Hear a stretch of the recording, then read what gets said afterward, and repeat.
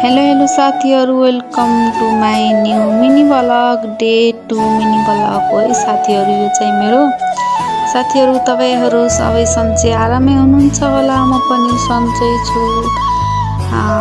यो चाहिँ म आज धेरै दिनमा एउटा मिनी ब्लग बनाउँदै छु।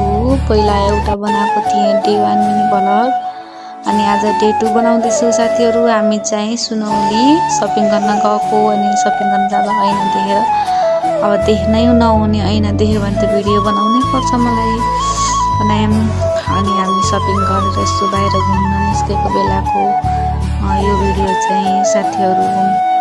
यस्तो च्याउ भइरहेको थियो, त्यही बेला यसो भिडियो बनाउँ त भनेर अनि हामी शपिङ गर्यौं। अनि साँझ 5-6 बजेतिर हामी फर्क्यौं, बुटोल फर्किन लागेको थियौं।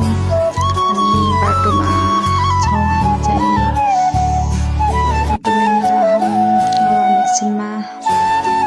टाइम लाग्छ सुनौलीबाट बुटोल जानलाई, त टाइम लाग्छ। अनि बाटोमा यसो भिडियो बनाउनु त भनेर बाटोमा यो ट्राफिक जाममा परेको थियौँ हामी चाहिँ, त्यही भएर ढिलो पनि भयो। साथीहरु, तपाईलाई चाहिँ मेरो भिडियो कस्तो लाग्छ त्यस्तै प्रतिक्रिया सुन्नु होला, लाइक कमेन्ट सब्स्क्राइब पनि गरिदिनु होला।